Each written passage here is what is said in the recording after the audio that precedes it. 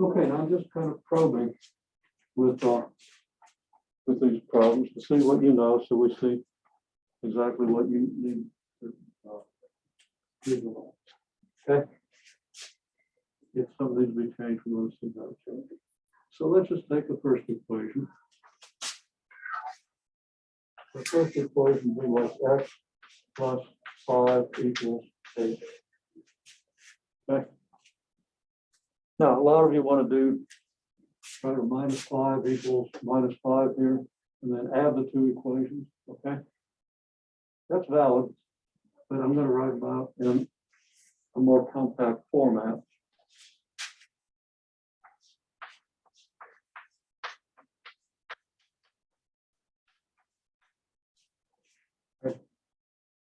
X plus 5 equals 8, then certainly x plus 5 minus 5 equals 8 minus 5. You're just subtracting 5 from both sides, and if both sides are equal, they're still equal after you subtract 5. So we have minus 5 here and minus 5 here. I just circled these because that's what's changed between here and here. And it's the same on both sides of the equation, so it's okay. Well, 5 minus 5 is 0, so that's x plus 0 equals, well, 8 minus 5, we can go ahead and do that, that's 3, right? And of course, if you add 0 to any number, you just get that number. So whatever number x is, x plus 0 has to be the same as x, so we find that x equals 3. So make sure you understand the logic of that, okay? If you're not doing steps very much like these, it's probably worth your time to go back and look at these videos, okay? Because I'm not going to spend too much time on this. I'm not going to spend enough, but you might have to go back to the videos and dig it out a little more, okay? If you're not getting it, I'll give you another set of problems in a few minutes and see. And if you don't get those problems, well, we'll again talk about little errors that you make and things that you want to pay attention to. But we also have other things we have to do. I'll also say on your Canvas page, your videos are all posted there, as well as the videos from the MDE 60, where we've just gone over a lot of solving linear equations. Okay. So,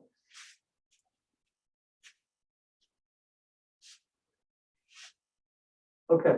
Well, we have this. Okay. Now, if you have then AX equals C, like you have 5X equals 9. Okay. Well, you can divide both sides by 5. That just gives you 1/5 of each side. And if this is equal to this, then 1/5 of this is equal to this. That is equal to 1/5 of this. Okay. There's your rule. That's the basic idea. Now, one thing I really don't want to see is draw lines through these things, cancellation. Okay.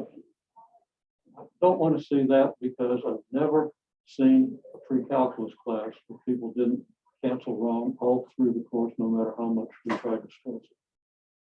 People come out of the preparatory courses without understanding the rules for calculation. 90% of the people don't understand those rules. 90% of the people in the pre-calculus class. Okay.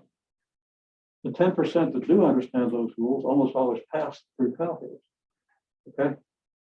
The 90% who don't understand those rules, if they don't learn to understand those rules, just for various factors, not just because they don't know how to cancel, but because of the way they're approaching the course or whatever, well over 50% of those people don't fail.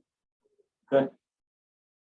If they don't know it coming in and don't pick it up and don't understand cancellation by the time they're done with that course, they're not, their learning process is such that they're not going to learn the other stuff either. Okay? Whether it depends on cancellation or not. So you really want to discipline yourself to do these things right and to ultimately understand the rules of cancellation, which are related to rules for factoring and all kinds of other things. Okay? Very important stuff. So I'm going to write this as 5x over 5 the reason you to get rid of these fives is because 5x over 5 is the same as 5 over 5 times x over 1. Why is that? Well, because of multiplying fractions. Now, I assume you know how to multiply fractions, even though that's an assignment, for Friday, I think. Okay? But to multiply fractions, you multiply the numerators and multiply the denominators. Now, I gave you an assignment early on adding fractions where you got to find common denominators. That's much harder. And multiplying fractions is easy as pi. Okay, easier, because pi is a pretty complex number. Okay, that's not a complex number, it's a pretty complicated number. Complex number or something different. Okay. Anyhow, 5 over 5 is just 1 because when you divide something by itself, you get 1. So this is 1 times x over 1. And that's 9/5, right? But x over 1 is x, because when you divide a number by 1, you just get the number, right? So writing it out in all of the gory detail, I can say, well, that's 1 times x. And that's equal to 9/5. And what's 1 times x? Well, that's just x. And there, boom, we have it without ever drawing lines through things. Okay. One reason, if I give at the beginning of pre-calculus class, I couldn't do it this year. I just gave an abbreviated pre-test because we missed the first day due to snow and the second day we were on snow schedule. So we only had an hour and we should have had 3. And I just couldn't justify doing the entire placement test at that point. It's not a placement test, it's an assessment test. I'll put this x plus 5 over x equals, and people will do this.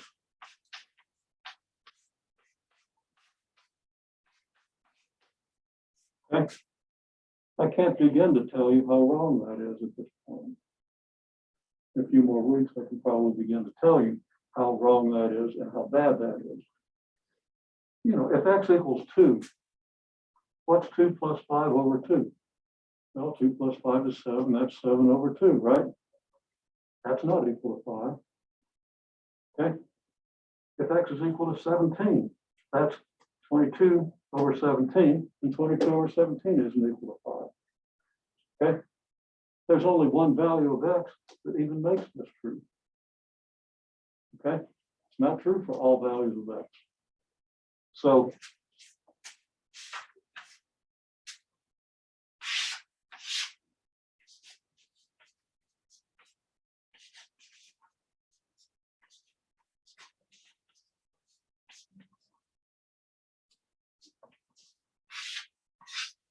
this is very, very wrong. But 90% of the people will do just that. Okay? Total lack of critical thinking because they've never had to do critical thinking in the math class.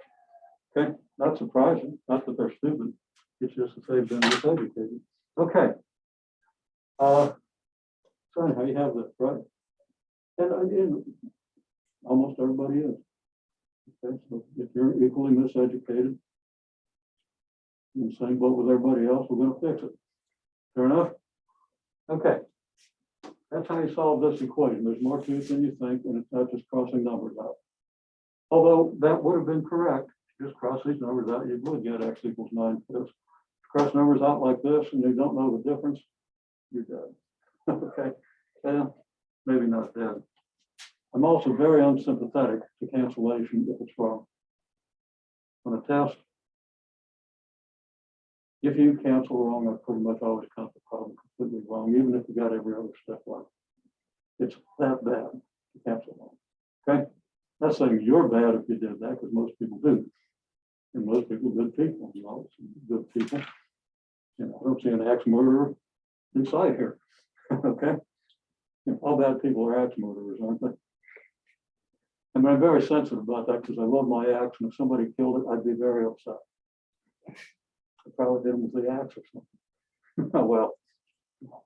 I once had a Tasmanian racing axe. You go fast with that axe. short, big head, short-footed. Okay. On logs, not on people. I don't think I can bring myself to hit somebody with an axe unless I knew they're trying to kill me. Okay. Or somebody else. Okay, well,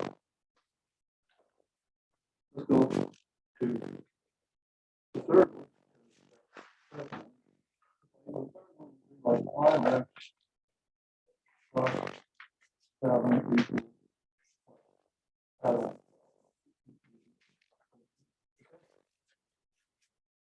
equals all this. We just combine what we did here with what we did here.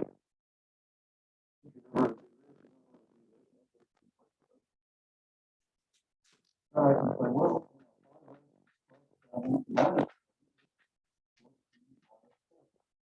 one thing that I don't think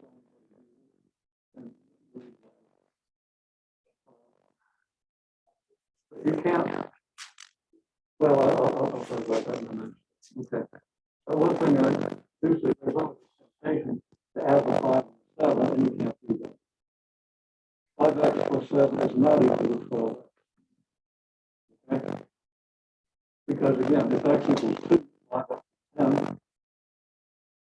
and you add 7, you get 17. The 12x, right. Yeah, I just plug in a few numbers. And if what you get here doesn't equal what you get here in those numbers.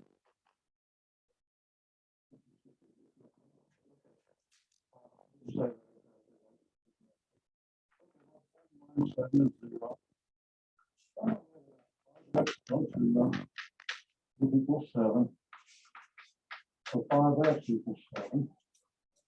So 5x divided by 5 equals 7 divided by 5. And for right now, I want you to write out the steps, kind of like I did here. Now, the one shortcut I'll allow is if you've got all these ones multiplying and dividing x, you can just skip down to this step. Okay, you don't have to go through this intermediate structure. Once you have this, you know that's it. Okay, so it's easy to write this out. I mean, it just says, okay, that's 5 over 5 times x over 1 equals 7 over 5. So that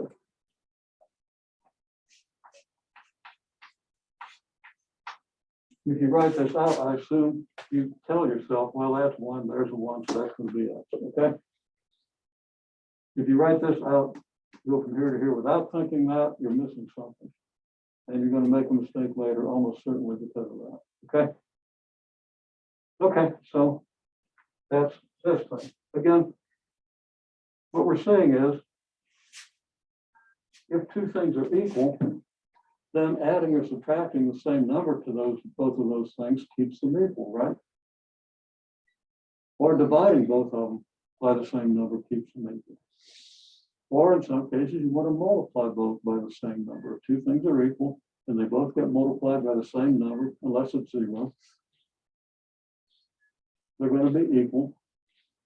And the equation you get is the same as the equation you had before, in that all the solutions for that equation are the same as they were before you did that. Doesn't change the solutions to an equation to add or subtract the number from both sides, multiply or divide both sides, as long as you're not multiplying or dividing by the equal. Okay. Now, here we have something somewhat similar to this. So let's say it's,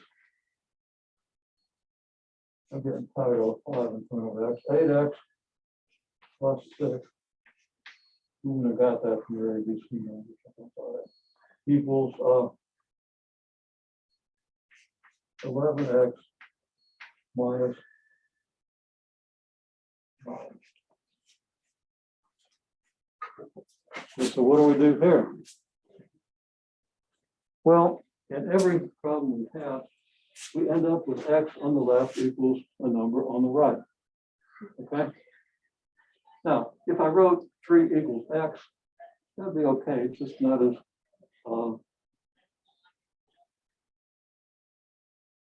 it's not as grammatically correct. It's kind of like a small grammatical error to write 3 equals x in most cases, but it's not something I'd penalize for, okay?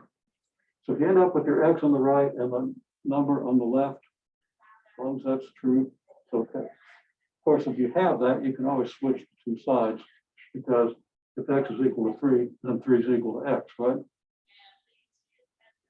Okay, well, here, we want to get all our x's on this side, and to accomplish that, we start out by subtracting 6 from both sides. Okay? And having done that, of course, we get 0 here. And I'm not going to write out the 0 this time, but I kind of prefer that you do for right now to reinforce the idea. Okay? And then we get 11x minus 15, because negative 9 minus 6 is minus 15. Okay? And then what do we do? Well, we've still got an x on this side. We've got to get our x's over here. Okay? So we subtract 11x from both sides. So 11x minus 11x is 0. So we get 8x minus 11x equals negative 15. Now I could have simplified the 8x minus 11x, okay? But I didn't. I could want to do it instead. Well, 8 of something minus 11 of something is negative 3 of that something, right? There's a more formal way to do that involving factorization, but we're not there yet. Now this is, well, 8x minus 11x is negative 3x. That's negative 15. So now we can divide both sides by negative 3. We get negative 3x over negative 3 equals negative 15 over negative 3. So that negative 3 over negative 3 and x over 1 equals 5. Negative 15 divided by negative 3 is 5. And then that's, I'll write it all out. Okay. Now, in every case, you should check. Don't just write down what you think is a solution. Check and see if it's right. To check, take this x minus 5, and you plug it in here and here. That gives you your check, which says that, okay, 8 times 5 plus 6 should equal 11 times 5 minus 9, because if I replace all my x's by 5, that's the equation I get. Is that true or is it not true? Well, you need the arithmetic. That's 46. And that's 55 minus 9, which is 46. Yeah. Now I know I've got the right solution. Unless somehow I manage to screw up the solution in such a way, well, screw up the solution and go back in here and screw up my substitution or something, okay? I'd have to screw up here and here. And what you do here isn't the same as what you do here. So it'd be very unlikely that you'd screw up twice, okay? One time in 1,000, maybe you'd screw up twice in a way that makes everything look like they're equal. Maybe 1 in 100, I don't know. Okay, does that make sense? Well, let's go to the last one. Because here's what we have to use the distributive law. It's you know, just say we got 7 times x plus 4 equals 12 times x minus 5.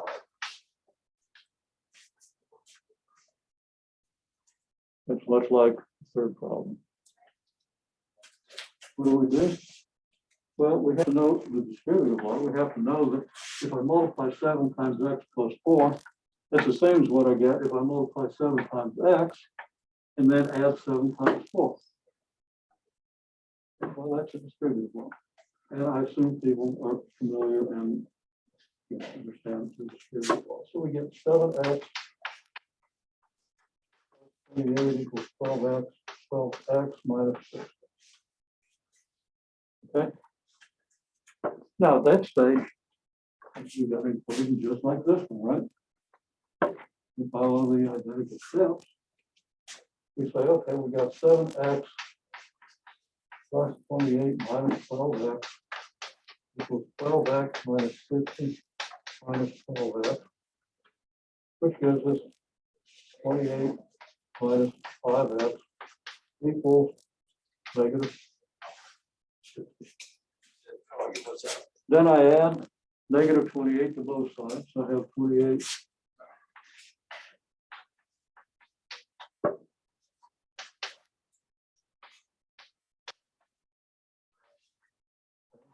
we get 28, same on both sides. Negative 12x is the same on both sides. I get this. This gives me negative 5x on this side and negative 88 over here. Then I'll get a little tired of writing out all these steps, and you will too, but they need to be written out.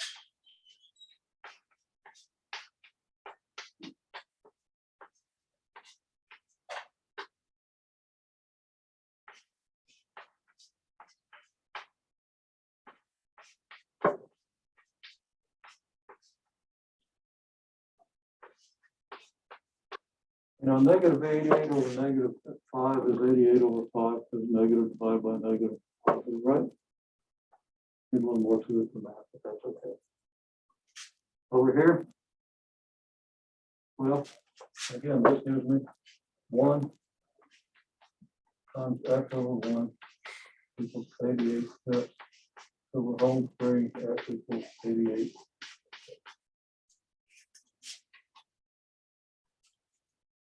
Now, does all that make sense?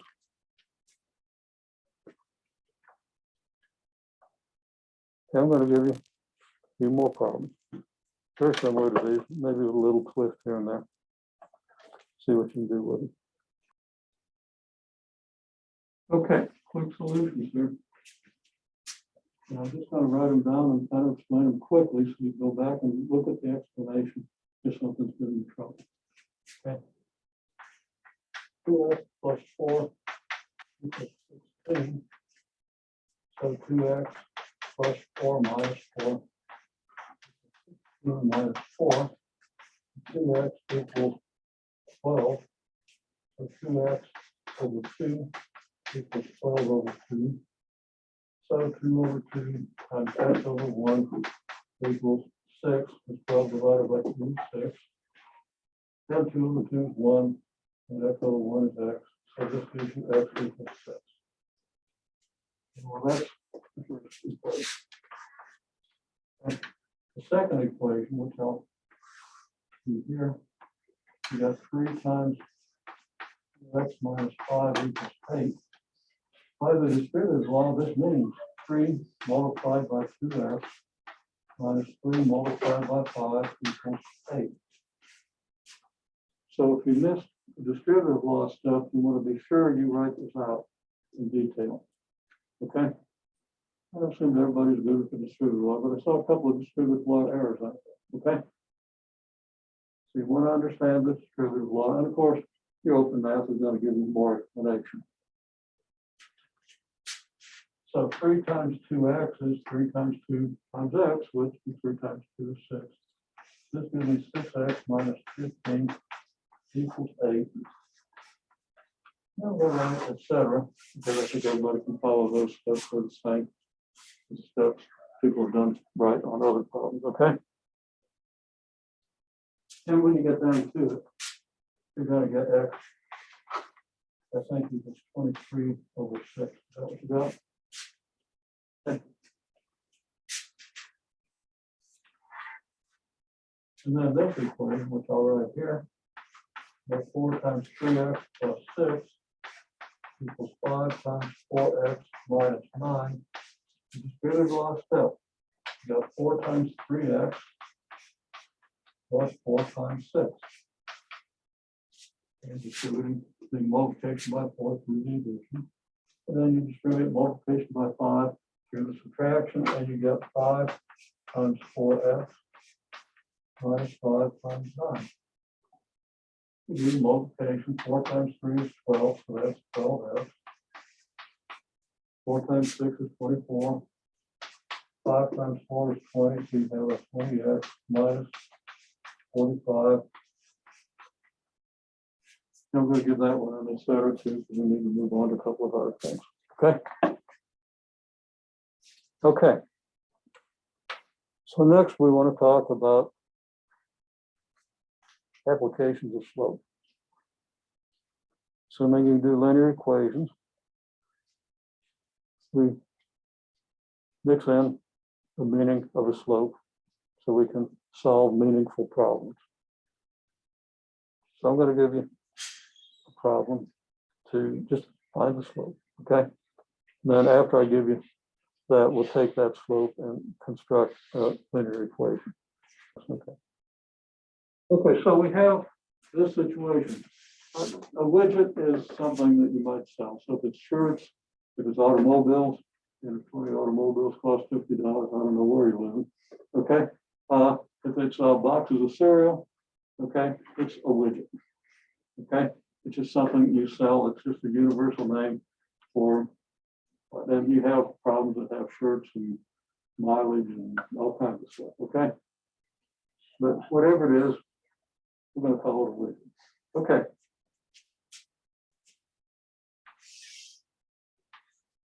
So let me construct a graph of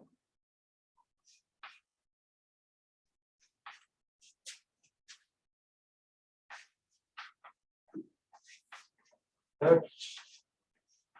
So what if X equal number of widgets on this axis and Y equals cost in dollars on this axis. 20 widgets costing $50 is going to be represented by a point on this graph. Like, where's 20 widgets? It's somewhere in the x-axis, right? And where's 60 widgets? It's somewhere in the x-axis. So you better scale your axis so you got at least the number 60 somewhere between here and here, right? Preferably a little ways out there, okay? And the cost has to go up to at least $100. So this axis has to have at least $100 on it. So you decide where to put 60 widgets on this axis and $100 on this axis, and then draw the rest of your scale accordingly.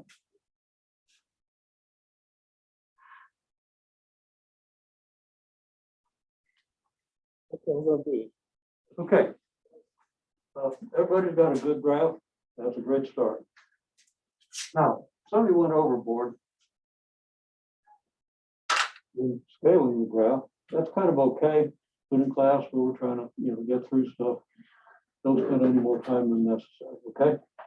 So what I would do is I would say, okay, 60 widgets is going to be here. As soon as I do that, I know what the scale of the graph is. Okay. I don't have to label 1, 2, 3, 4, 5, 6, we're up to 60, right? Nobody went that far. You wouldn't have room. But some people label more than they needed to. Okay. But we have to have $100. Okay, everybody has that in their graph. Some people have 60 over here. Make their graph look a little steeper, but that's okay. Better to have things spread out a little bit because you have more room to label things and more room to look at, but it depends on what you're trying to do. Sometimes you need to have that compressed because you're going to ask a question about something more right here. In this case, either way, I don't have a problem with it. Okay, 60 widgets costing $100 then corresponds to this point. I'm sure everybody understands that quite well. Now, where's 20 widgets and where's $50? Well, 20 is 1/3 of 60, right? or if you wish, you can divide 60 in half to get 30. And then you can divide that into 3 equal pieces to get 20. 20 is all you need. If you need 40 and 50, you can put them in later. You don't need them to solve this problem. Okay, then 50. Well, 50 is going to be easy on a scale of 100. You just halfway between 0 and 100, there's 50. So now we have 20, 50. Now, when you're doing your homework and not doing this in class, you know, it's nice to have things look aesthetically nice. And if it makes you feel better, and if you like the looks of it better, if you label the whole axis, that's great. Okay. It's something you can always fill in later. And if you have time, which often you do, you go ahead and fill it in, but first do the essential stuff, which you get the points down. Okay, so now I have 2 points in the slope. Oh boy, that's not a very straight line. Pretend that it is rise divided by run. Okay, now we did that, right? The whole idea of rise and run and the relationship to the graph. So again, you really have to see this to have a good understanding of slope and be able to apply it later on in a calculus class. And it makes things easier now because you have a picture instead of a formula. If you did it by formula, you probably got the right answer, but you didn't reinforce the picture. So now today you come in, you have to get a slope, and you weren't using the picture before. Did I really pretty much, that's what I did in class, didn't I? Do these triangles, labeled rise and run and slope. If you understand that picture, then you're going to be able to use it anytime you need it. And many of you need it. In fact, not everybody got the slope. Okay, a lot of people did, a lot of people didn't. Okay, well, anyhow, you run. How I've done it is how I want you to do it.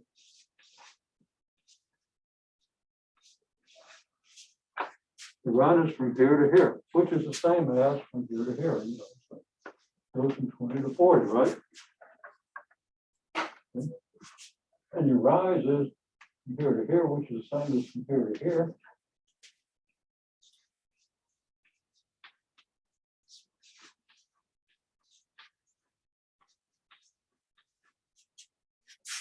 The rise has a meaning, the run has a meaning.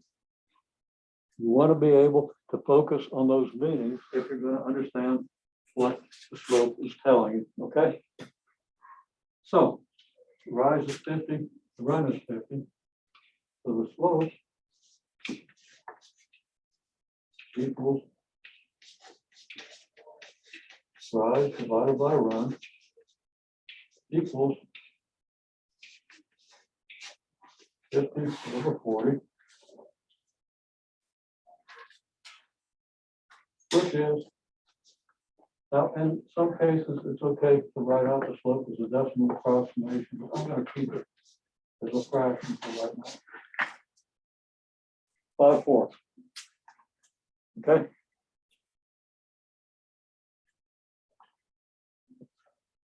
So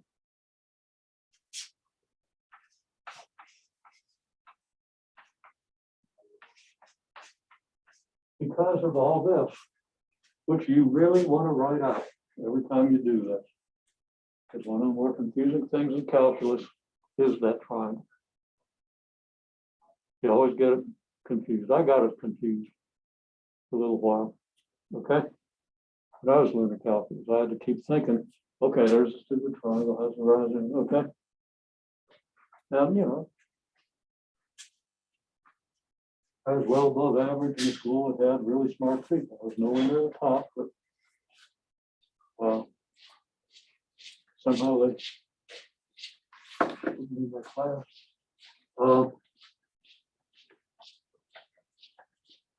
Okay. So slope is 5/4, which equals, of course, 1.25, it doesn't hurt to get the decimal approximation. That's equal. It is equal to 1.25. If it was 7, well, it was 7/3, you couldn't write out exactly what it's equal to. 1.66 repeating. So we've got to be careful when we write down a decimal. If it's approximate, you put little approximate equal signs, little wavy equal signs. We'll deal with that later. That's important. But the main idea here now is here's your slope. Okay, so how do you get the equation of a straight line through these points? And you did this homework, okay? On Tuesday, so you can review that a little bit. You're a little fuzzy on it. Not everybody got the equation of a straight line, but I didn't even ask you to. Well, now I'm asking, can you get the equation of a straight line through those points with that slope? Okay. The slope is 5/4, which is 1.25. What's it mean?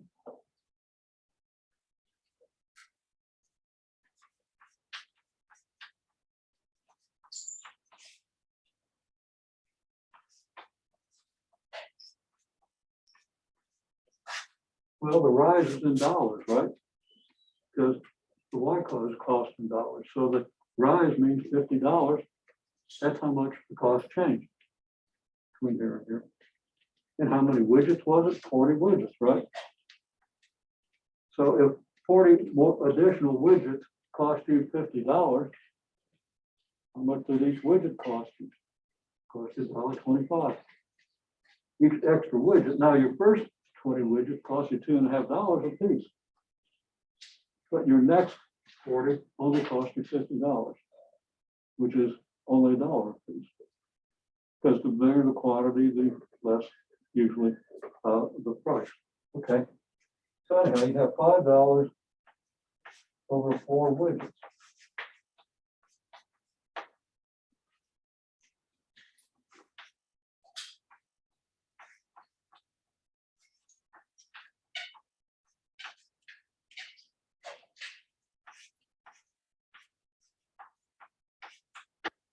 Dollars over widgets, we say that's dollars per widget. Okay. 40 additional widgets cost you $50. So those widgets cost you $1.25 a piece. Okay. First 20 cost you $2.50 a piece, so that's not the same. Okay. Well, I'm on hot boards, please. Make sure. No.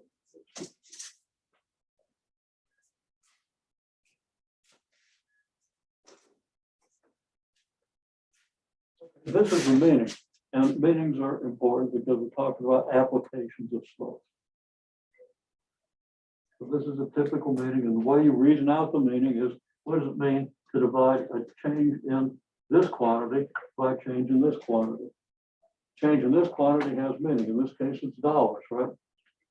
Change in this quantity has meaning. In that case, it's the number of widgets.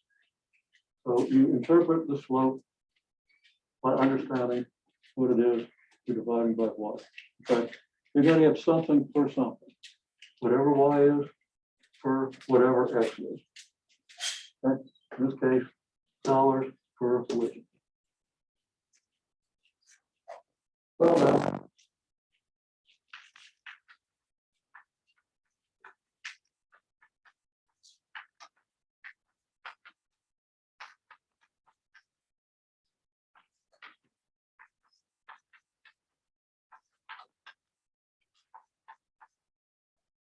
so number y is 1.25 plus b, right?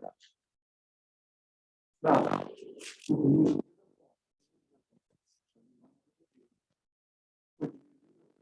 plug in y and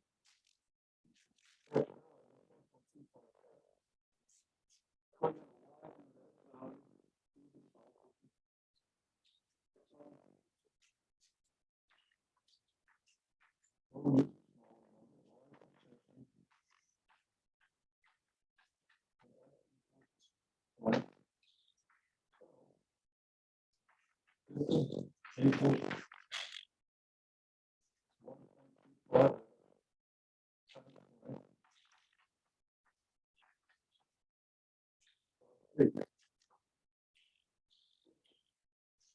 1.25. That's easy. It's all completed.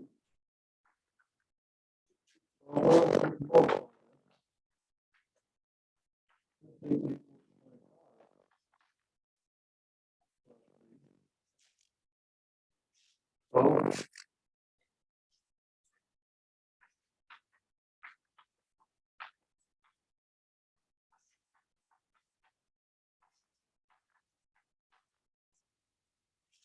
subtract 25. And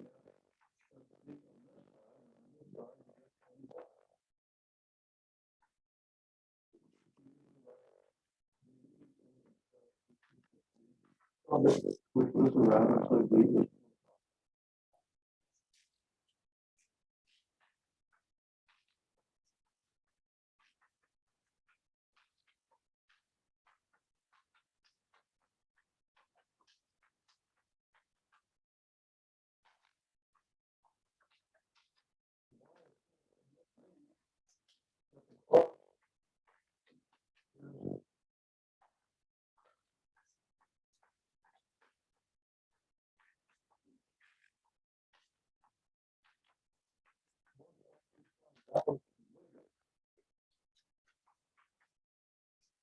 the number of widgets.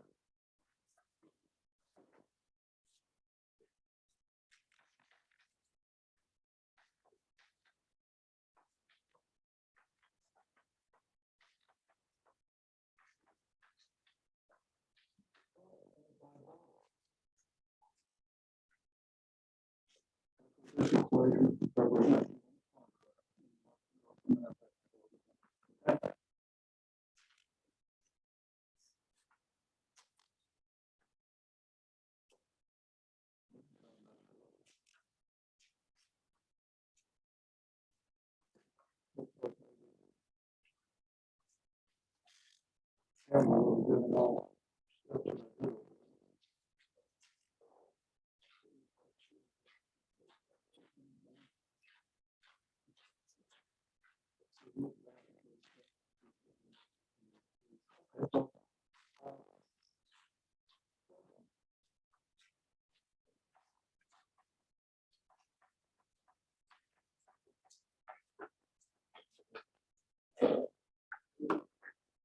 what is the cost of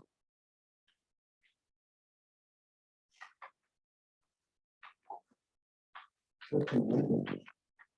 You can answer that question. And you can see that on. So,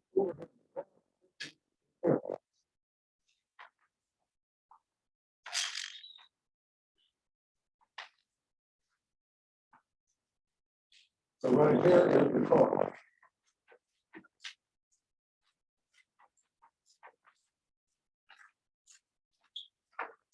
$50 means 50 widgets.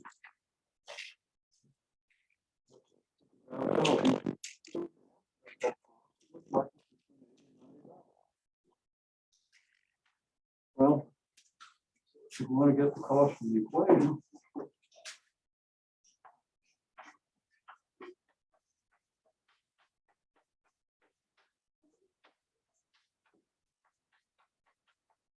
number of widgets is 50. That's your X value. You plug that in for X. You plug it in for X because you can see that that 50 is there on your X axis.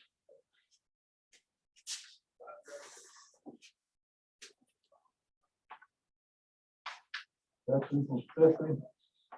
Then Y is 1.25 times 50 plus 25. And you don't have to solve anything, you just do the arithmetic.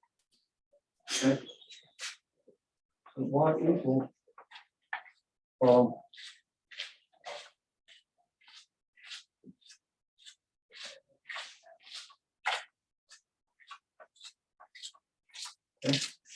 2 5 fourths of 50 is 62.5, unless I did something wrong with my feet. Which is 87.5. The cost of 50 widgets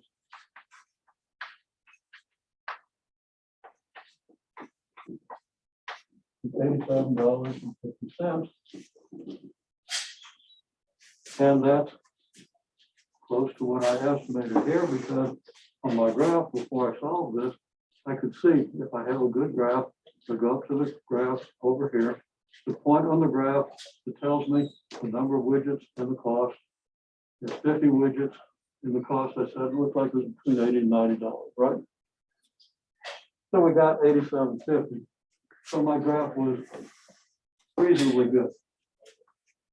I'd have probably estimated more like 84, 85 just from that picture. So the graph wasn't great. It out of my estimation ability was that great, and they're all limited. Okay. But that's how we use this, and that's how we can apply this in the real world. Just a fairly simple example that builds into more complex examples as we go through the course.